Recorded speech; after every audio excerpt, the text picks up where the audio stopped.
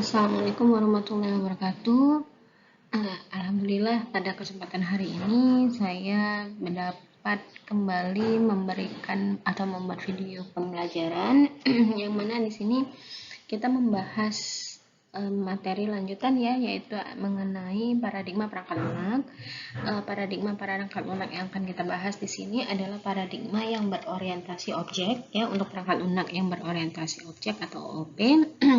Yaitu adalah mengenai rational unified process atau paradigma yang digunakan itu adalah RUP ya. Jadi sebelum kita masuk ke dalam apa itu RUP, kemudian bagaimana apa saja yang tahapan atau rincian kegiatan yang ada di dalam RUP, di sini kita bahas dulu definisi paradigma. Apa sih sebenarnya paradigma itu? Paradigma perancangan perangkat lunak adalah memilih berdasarkan bentuk alami dari sebuah proyek dan aplikasi, menentukan metode dan alat yang digunakan, serta mengontrol dan menyampaikan apa yang dibutuhkan. Jadi paradigma itu adalah sebuah ketentuan ya, bisa jadi nanti bisa berupa jadwal atau metode bagaimana cara kita mengembangkan perangkat lunak, kemudian alat-alat yang perlu kita gunakan untuk pengembangan perangkat lunak, kemudian bagaimana untuk menyelesaikan tahapan itu dengan mengontrol setiap tahapan kegiatan yang dilaksanakan untuk pengembangan perangkat lunak gitu. Kemudian menyampaikan ya apa yang dibutuhkan, misalkan bagaimana, kemudian nanti ada juga resiko, kemudian misalkan kalau ada perubahan-perubahan, itu semuanya diatur dalam paradigma perancangan perangkat lunak.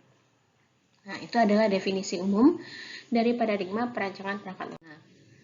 Nah, di sini sebenarnya ada beberapa metode pengembangan perangkat lunak yang populer ya, yang cukup populer, yang banyak dipakai juga. Ada metode sequential linear, ada prototype, RAD, spiral.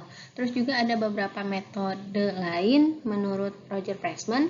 Ada dua metode, yaitu evolusioner, kemudian metode formal. Evolusioner itu ada pertambahan, spiral, concurrent, kemudian nanti juga ada yang namanya agile, scrum ya, sekarang sudah cukup banyak digunakan. Nah, tapi ini masih metode pengembangan perangkat lunak yang secara prosedural. Nah, tapi yang nah ini ya, sebelumnya saya contohkan dulu deh, kasih contoh sedikit mengenai metode perangkat lunak yang disebutkan tadi. Ini sekuensial, jadi dia mulai dari pendefinisian masalah, kemudian bagaimana teknik untuk mengembangkannya, develop, bagaimana solusinya, kemudian statusnya bagaimana, terus dia melakukan pendefinisian gitu. Kemudian di sini ada waterfall, rekayasa kebutuhan, analisa kebutuhan, perancangan, coding ya, sama uji, sama development ya. Tapi kalau misalnya ada kesalahan, dia bisa balik lagi di kebutuhan, rekayasa kebutuhan. Kemudian metode prototype. Prototype itu dia menggali kebutuhan, kemudian membangun, kemudian atau memperbaiki, kemudian langsung diuji. Seperti itu. Membangun, memperbaiki, kemudian diuji. Kalau misalnya ada salah, dia mendengarkan lagi dan seterusnya. Mirip-mirip sebenarnya sama sekuensial. Kalau RAD ini lebih kepada metode kalau program atau perangkat lunak yang dikembangkan itu cukup besar ya, cukup besar. Jadi dia dibagi-bagi menjadi per modul-modul. Ada yang satu ya, term 1, term 2, dan term 3. Jadi sebenarnya ini RAD ini pengembangan dari waterfall. Jadi kalau waterfall hanya satu term gitu. Tapi kalau RAD ini banyak term. Ya, dibagi-bagi karena untuk metode yang besar ya. Evolusioner ada pertambahan, jadi dia bagaimana dia di increment, mirip juga sama si RAD, tapi dia ada rentang waktunya dibatasin. Jadi kalau misalnya RAD dia itu selesai satu tahap baru lanjut tahap lain. Nah, kalau ini selesai satu tahap, semuanya bisa sebenarnya sambil jalan semua ya. Kemudian untuk spiral ini dari yang kecil dulu ya, konsep ya, dari konsep kemudian dikomunikasikan, direncanakan bagaimana resikonya, kemudian dibentuk gitu, kemudian ditanya sama customernya, kemudian sudah konsepnya selesai, terus baru development project sampai kepada maintenance-nya di development project, bagaimana resikonya, kemudian enhancement ya, projectnya, kemudian baru product maintenance. Jadi dia mulai dari yang kecil dulu, tapi semua tahapan dilakukan. Nah ini contoh-contoh metode perangkat lunak. Ada satu lagi, ada V-model, sebenarnya juga variasi dari waterfall, tapi dia lebih berfokusnya kepada testing ya. Jadi requirement, global design, detail design, kemudian coding. Jadi di setiap detail design itu akan dijadikan unit testing, global design dijadikan integration testing, dan user requirement akan diaplikasikan untuk user acceptance testing. Jadi ada pengembangan dikaitkan dengan bagaimana pengujiannya. Jadi di sini memang lebih menekankan kepada testingnya. Nah, yang akan kita bahas itu adalah mengenai RUP, metodologi berbasis objek.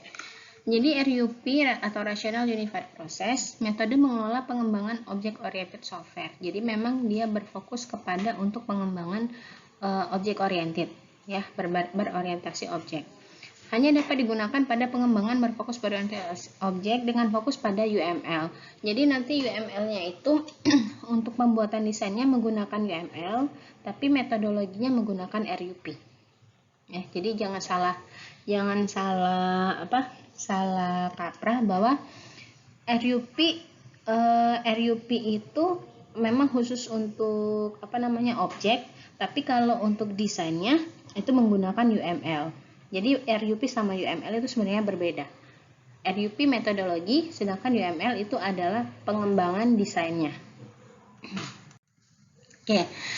Ini tadi kan bahwa RUP adalah Rational Unified Process. Jadi proses ya, dia berfokus kepada proses. Proses itu apa?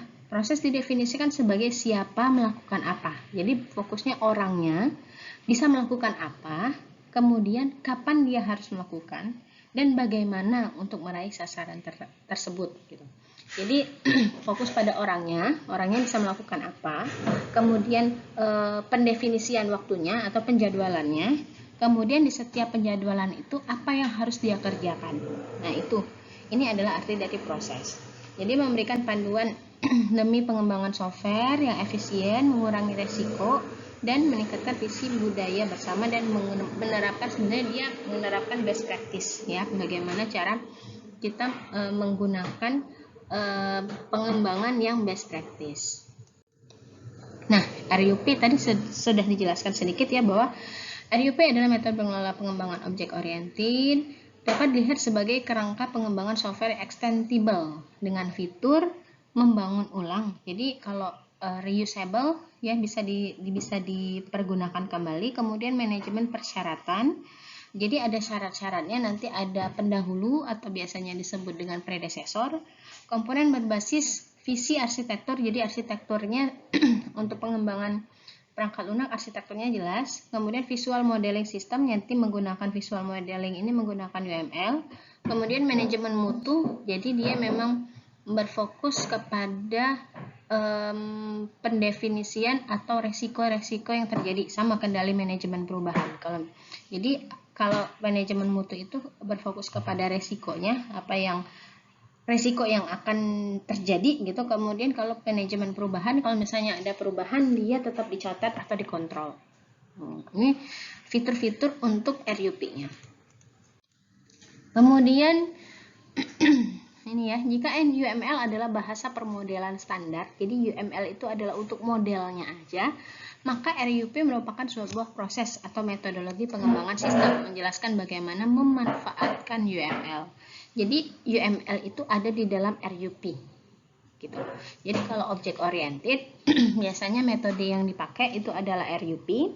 Kemudian di dalam RUP untuk pengembangan metodologinya atau desainnya itu menggunakan UML. gitu.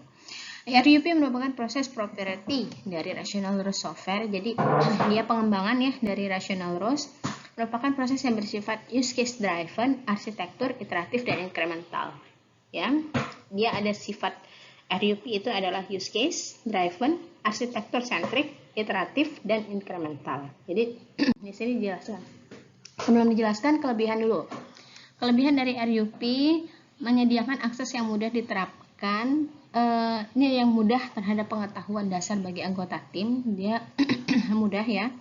Petunjuknya jelas ya, efektif, mendukung proses pengulangan. Jadi kalau yang saya bilang tadi reusable. Jadi di sini lebih kepada fokusnya ke reusable.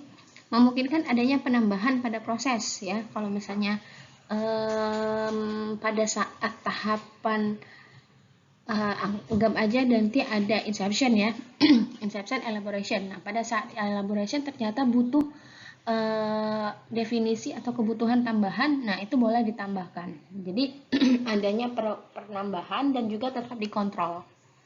Jadi mengontrol perubahan yang terjadi selama proses pengembangan. Jadi perubahannya tetap terkontrol dengan baik. Nah, ini tadi sifat-sifat dari RUP ya, ada use case driven, menangkap persyaratan pemakai dengan menjelaskan fungsionalitas sistem yang diperlukan, berbasis kepada use case. Jadi memang kalau di dalam UML kan ada diagram use case ya, kayak gini nanti belajarnya. Nah, ini memang dia berbasis kepada use case. Jadi apa yang persyaratan, apa yang bisa dikerjakan oleh aktor ke sistem. Jadi apa yang bisa dikerjakan oleh sistem dan apa yang bisa dilakukan gitu. Jadi bagaimana sistem bekerja dan interaksi antara aktor dengan sistemnya itu memang didukung oleh si RUP ini. Dengan use case dan implementasi juga mendukung use case ya. Arsitektur sentrik. Dibandingkan dengan arsitektur bangunan yang mungkin kita melihat bangunan sebelum dibangun. Jadi memang kita udah kayak ada mock up, bukan mock up sih, kalau misalnya kalau kalian sebagai arsitektur ya, miniaturnya udah kelihatan menggunakan RUP ini. Jadi miniatur bangunan yang mau kalian buat itu sebelum jadi itu udah terbentuk. Nah, ini sama kayak di pengembangan prakelompok. Jadi mock up kalau biasanya disebut dengan mock up. Mock up bukan hanya mock up tampilan aja, tapi mock up dari setiap tahapan atau setiap proses yang dikerjakan itu sudah kelihatan sekali. Nah, arsitektur sistem didefinisikan di awal dan dikembangkan sesuai dengan pengembangan kebutuhan prakelompok ya. Memang sebenarnya dari awal sudah dibuat ya, sudah dibentuk arsitekturnya. Iteratif dan incremental, persyaratan tidak didefinisikan secara penuh. Nah, ini tadi mungkin pada saat kita menggali kebutuhan di analisis kemarin kan, didefinisikan kita untuk mendefinisikan persyaratan itu kadang ada yang stakeholdernya nggak ngomong gitu ya. Nanti ketika kita sudah mulai benar-benar mendetailkan atau merunut dari analisis yang dibuat, itu baru ketahuan, oh kayaknya ini butuh ini. Nah, itu bisa ditambahkan, bisa diubah seiring perubahan waktu ya. Jadi kalau memang tidak bisa sekali jalan selesai gitu, tapi memang kalau untuk perubahan di di RUP ini mendukung perubahan dan tetap terkontrol ya, pada sejumlah perulangan incremental yang terjadi membantu meminimalkan resiko ya untuk mencapai sasaran. Nah, proses iterasi yang tadi, jadi setiap tahapan nanti, setiap kegiatan yang ada di dalam RUP itu ada proses iterasi atau perlahan jauh dari resiko yang dihadapi. Misalnya dia pengendalian resikonya ya, untuk pengendalian resiko. Jadi resikonya sudah dari awal sudah mulai diminimalisir. Kalau misalnya kira-kira akan terjadi seperti ini, ya sudah kita lakukan perubahan di awal. Jangan sampai sudah pada di ujung baru kita mau lakukan perubahan. Itu resikonya udah lumayan besar ya. Tapi kalau misalnya kita sudah mendefinisikan resiko di awal, pada saat di tahap seharusnya itu resikonya sudah bisa terminimalisir dengan baik. Nah, ini kontrol terhadap resikonya ya untuk iterasi. Perbaikan incremental menghasilkan pendekatan yang evolusioner. Nah, ini struktur RUP, sejumlah siklus yang membentuk proyek terdiri dari beberapa fase. Yang pertama insepsi, elaborasi, konstruksi, sama transisi. Jadi di tahap insepsi ini, inception ya, mendefinisikan lingkup dari proyek. Jadi di sini nanti akan dijelaskan bagaimana definisi proses bisnis ya, model bisnis, kemudian resikonya nanti. Tapi kalau resiko di setiap siklus ada ya, setiap fase ada. Tapi kalau fokusnya kalau di inception ini bagaimana menggali kebutuhan, kemudian bagaimana kita proses bisnisnya, kemudian dijelaskan juga di sini di awal batasan-batasannya, kemudian sama kayak proposal lah, batasan, kemudian di jadwal ya, kalau misalnya ada untuk pengalokasian dana itu dijelaskan di inception ya. Kemudian masuk ke tahap elaboration. Tahap elaboration ini lebih fokusnya itu kepada desain. Jadi UML itu mainnya nanti pada tahap elaboration, kebanyakan di tahap elaboration. Tapi inception ini use case sudah mulai dibentuk, tapi cuman beberapa persen. Elaboration itu fokusnya memang kepada spesifikasi fitur, arsitektur dasar, perencanaan proyek. Ini memang benar-benar desainnya di sini. Kemudian dibangun ya, dikonstruksi. Pada saat konstruksi ini ya coding, kemudian testing juga dilaksanakan di sini. Nah, mulai di tahap transition itu adalah transisi produk ke komunitas. Jadi sudah mau develop ya. Tapi di transition ini masih ada testingnya juga. Kemudian di dalam tahap-tahap transition ini masih fokusnya kepada selain testing dia juga maintain di sini. Kemudian nanti kalau udah selesai baru di transisi atau diserahkan kepada pihak akhir atau stakeholdernya. Jadi ada runut waktu dari inception ke transition. Ya, jadi mulainya memang selalu dari inception sampai ke transition. Nah, tahap inception ya, tujuan mendapatkan pemahaman semua pihak yang berkepentingan. Jadi apa saja yang dibahas pada saat tahap inception itu memahami persyaratan awal, requirement awal, kemudian benefit ya, cost-nya ya, kemudian resiko, definisi ke ruang lingkup, calon siapa saja yang akan mengembangkan ya, pengembangan prototipe sekali pakai. Jadi misalnya mau pakai mockup ya silakan aja, tapi misalnya mockup masih interface-nya aja gitu. Kemudian model awal use case. Jadi pada tahap inception use case-nya baru sekitar 10-20% aja yang selesai. Jadi memang fokusnya pada tahap inception itu adalah ini. Ya, memahami persyaratan awal yang seperti di sini fokusnya. Dia lebih kepada kalau misalnya di tahapan perangkat lunak secara umum itu adalah tahapan analisis. Fokusnya ke sana. Requirement, biayanya, resikonya, bagaimana ruang lingkup, kemudian siapa saja yang akan mengerjakan, kemudian resiko awal ruang lingkup ini misalnya bisa jadi jadinya jadwal gitu, pengembangan prototype. Jadi yang hanya sebagai contoh aja kepada stakeholder. Seperti itu. Ini adalah tahap inception. Jadi ingat ya, fokus dari tahap inception itu adalah lebih fokus kepada penggalian kebutuhan dan juga bagaimana orangnya, yang siapa saja yang akan mengerjakan, waktunya, jadwalnya, kemudian satu lagi biayanya berapa. Dan juga satu lagi tahapan kalau di dalam RUP ada resikonya yang akan terjadi. Itu didefinisikan. Kemudian tahap elaboration. Di dalam tahap elaboration ada analisis use case ya. Use case-nya sudah 80%. Use case model juga, skenario ya, mulai urutan dari kolaborasi, class, activity, komponen, set diagram. Itu makanya saya bilang kalau untuk tahap elaboration lebih kepada desain ya, menggunakan domain model, meningkatkan resiko direvisi dokumen arsitektur. Jadi memang di tahap elaboration ini lebih kepada desain-desain yang dibentuk atau arsitektur perangkat lunak yang dibentuk gitu. Jadi kalau elaboration sih ya itu tadi, pokoknya lebih ke desain, UML akan bekerja di sini, ya, menghasilkan arsitektur. Kemudian tahap construction ya, construction ya bikin ya peningkatan fungsi, mendalam implementasi, kemudian tidak hanya orang yang analisis terus, tapi coding, desain dan coding lebih mendominasi. Desainnya masih ada, kalau misalnya perlu perubahan boleh ya, tapi coding yang lebih mendominasi. Transisi ini ya, transfer. Oh ya, sorry, yang di apa namanya, construction tadi ada testing juga ya. Di sini juga di transition sebenarnya masih ada juga yang namanya untuk testingnya ya, termasuk manufaktur, instalasi, pengembangan, mulai developernya, konstruksinya mulai berkurang, kembali ke pindah tim pemeliharaan ya, dipindahkan ke tim maintenance di sini.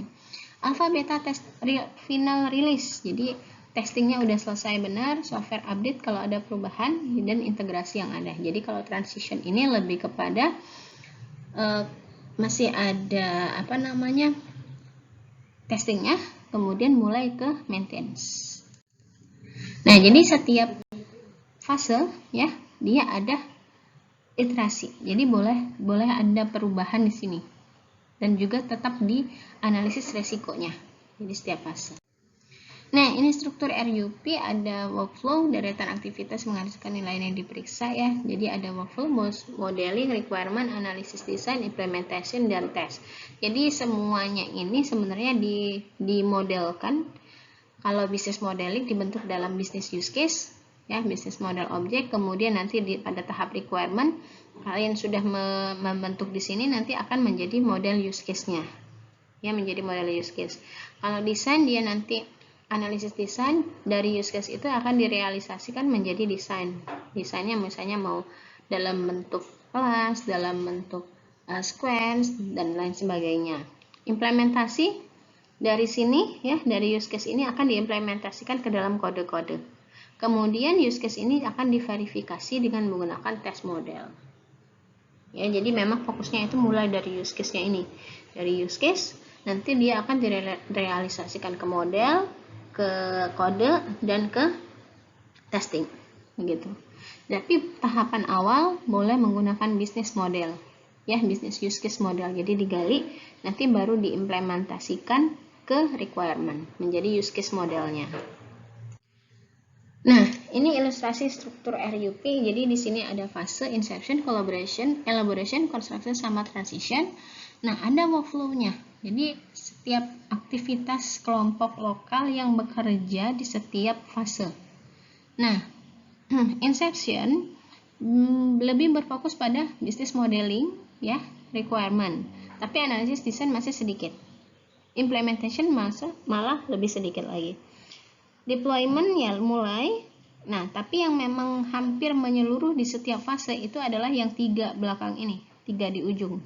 Jadi konfigurasi perubahan ya, diatur project management, kemudian environment. Kalau project management ini sama konfigurasi ini, kalau misalnya ada resiko, makanya dia di setiap fase itu selalu ada. Tapi kalau misalnya dari fase yang business modeling sama deployment, ada fokus ke masing-masing fasenya gitu ya. Nah, kalau elaborasi ini kan yang lebih mendominan itu adalah analisis dan desain. Implementation mulai ada, testing mulai dibentuk ya, bukan dibentuk sih, direncanakan.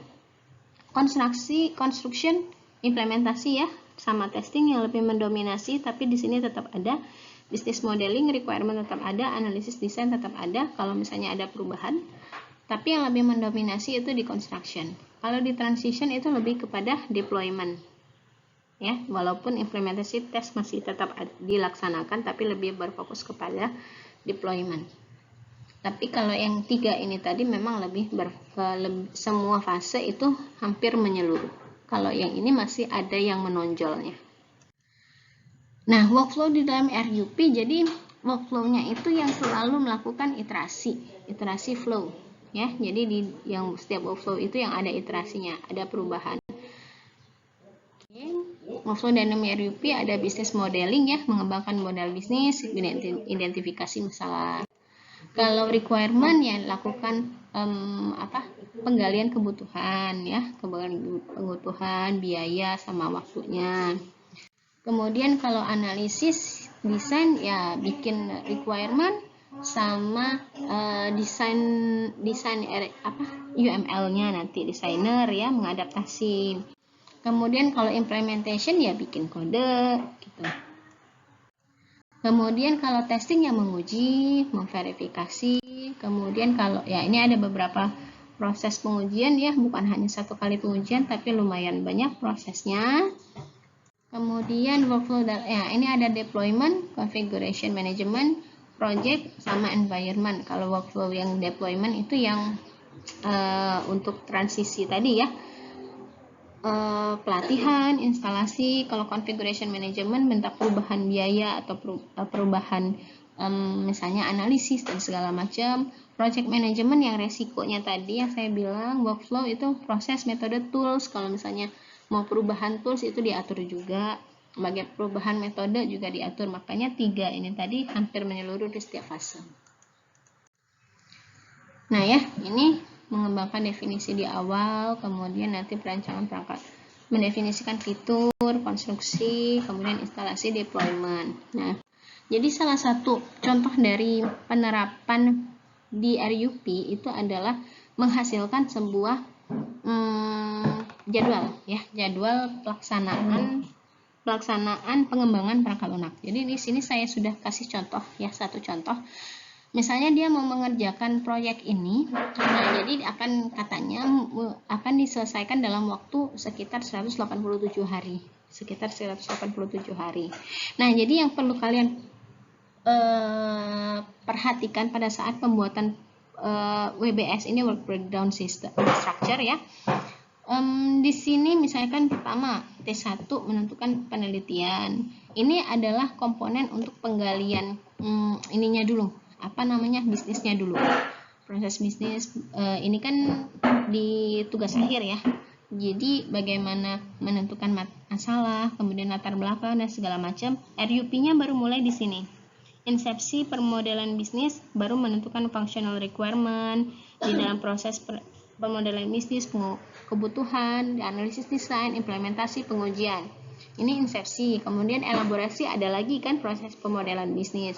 Ada lagi kebutuhan, ada lagi analisis, ada lagi implementasi sama pengujian. Konstruksi tetap ada, tapi lebih kepada secara sedikit yang akan dibahas. Nah, sekarang saya mau lebih memfokuskan di sini bahwa RUP itu kan prosesnya adalah paralel, bukannya serial. Jadi bisa dilakukan secara bersamaan. Nah, saya mau contohkan bahwa tadi kan pada saat penjadwalan saya bilang ada yang namanya pendahulu atau predesesor. Di sini kan ada durasi, ada mulai, ada akhirnya, mulai tanggal kapan dan berakhir tanggal kapan.